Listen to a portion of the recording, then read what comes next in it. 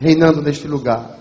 Então eu espero que você seja poderosamente abençoado hoje, não só pela minha fala, mas por todas que vão passar por aqui, que com certeza formará a identidade de um líder. Vou falar na identidade de um líder, é isso que nós vamos conversar agora. A identidade de um líder. Se você quiser escrever, você pode abrir a Bíblia em Gênesis capítulo 17. Isso você não precisa escrever porque já está escrito. E aqui há um decreto de mudança de identidade, ou de ajuste de identidade. Quando atingiu Abrão a idade de 99 anos, 1 para 100, isso não está na Bíblia, isso é o que eu estou falando. Apareceu-lhe o Senhor e disse-lhe: eu sou o Deus Todo-Poderoso, anda na minha presença e ser perfeito. Farei uma aliança entre mim e ti, e te multiplicarei extraordinariamente. Postou-se Abrão, rosto em terra, e Deus lhe falou: quanto a mim, será contigo a minha aliança, serás pai de numerosas nações.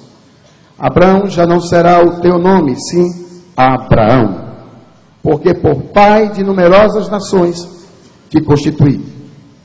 Partirei fecundo extraordinariamente, de ti farei nações, e reis procederão de ti. Digo amém. A identidade de um líder. Um homem que levou 29 anos esperando que se concretizasse uma palavra. Todos nós, líderes, homens e mulheres de Deus, nos movemos por uma palavra e uma promessa. Abrão, no capítulo 12, recebe do Senhor uma palavra e uma promessa. E nessa palavra e nessa promessa, ele começa a se mover. Mas ele tinha algumas pequenas dificuldades, que são inerentes na personalidade, ou nas características, no caráter do indivíduo, onde ele precisa de um tempo para ser tratado, curado e absorver o plano que Deus tem para a vida dele, e como ele pode andar, palmilhar de uma forma mais segura. Então isso me leva 29 anos esperando que essa identidade se manifeste, porque como Abrão, ele deu muito trabalho a Deus. Como Abrão, ele criou algumas circunstâncias desconfortáveis para Deus. Como Abrão, ele gerou um filho chamado Ismael, e esse filho é um encalço nos pés do povo de Deus até o dia de hoje. Como Abrão, ele mentiu algumas vezes.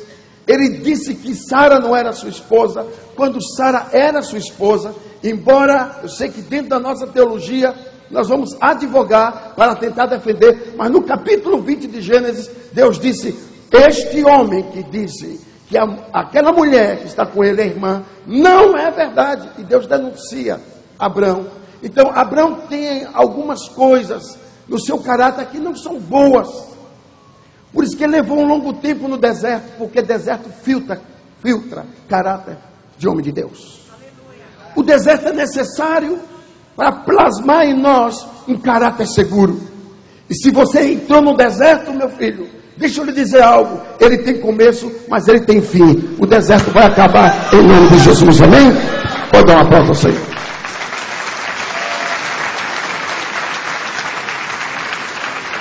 Como pode um homem de deserto padronizar doutrinas, entrar na ciência do pensamento, conhecer e absorver de Deus, e essa doutrina se tornar uma cartilha, um mapa, uma bússola para os séculos vindouros, para o século 21? Esse homem se torna patriarca da fé. Hoje falar da fé e da conquista na fé é muito fácil, porque nós temos homens de fé aqui, homens de expressão, que podemos seguir. A nação está repleta de profetas, conhecidos e não conhecidos, renomados e não renomados. América do Norte, uma nação de profetas, embora a nação em crise, não faltam os seus profetas. Então hoje nós temos para onde olhar, para onde seguir, que direção, que caminho. Mas Abrão não tinha ninguém. Deus entregou uma palavra, lhe entregou uma promessa, E ele começa a gerar uma fé diversificada da fé que ele conhecia como Abrão, diversificada do contexto de família que ele vivia como Abrão, diversificada de todo o histórico que envolvia a sua essência. Então ele tinha que criar passos novos, ele tinha que criar alternativas. E nesse criar, nesse construir e nesse caminhar, ele acertou muita coisa, mas ele errou muito.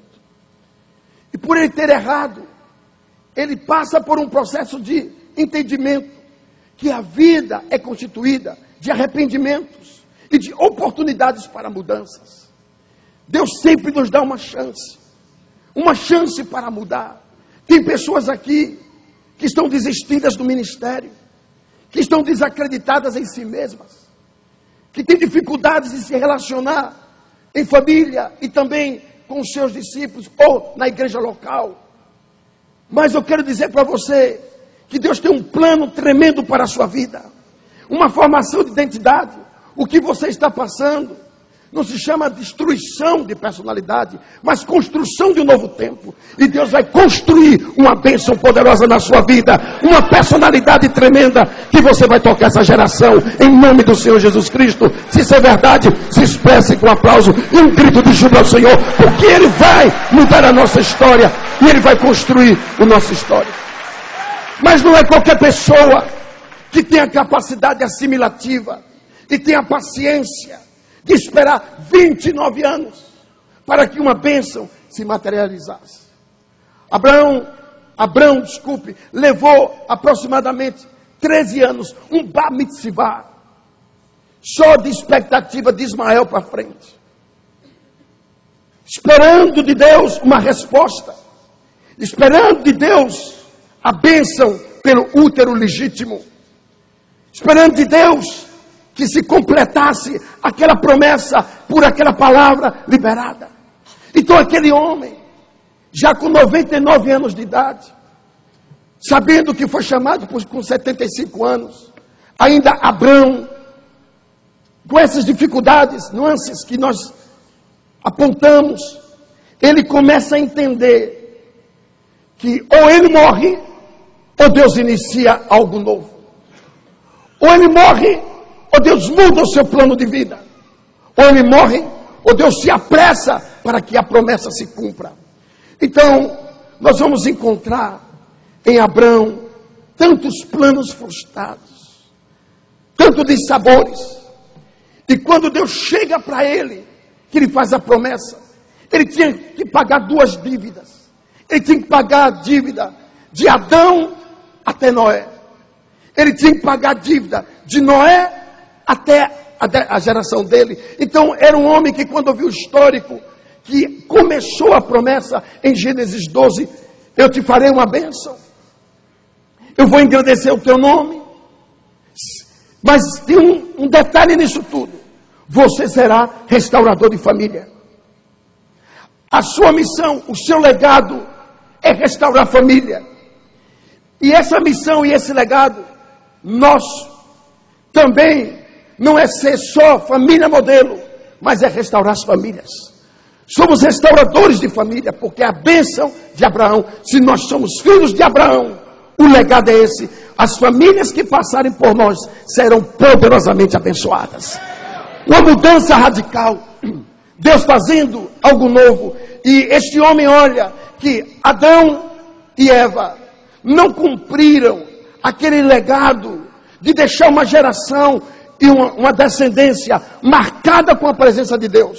Tem um filho marcado e tem um filho que recebeu o óbito por causa do ciúme e inveja do seu irmão. Em compensação, fica um outro filho que sai vagando pela terra, que vagabundo, no texto que aparece, significa indivíduo sem direção. Então aquele homem ficou sem direção por muito tempo. E aí a gente vê que a família de Adão, a família desse casal, não era uma família referência para mudar outras famílias. E você sabe que, teologicamente, já existiam outras famílias. Ele tinha que tocar essas famílias. Com uma delas, um membro de uma dessas famílias casou-se Caim.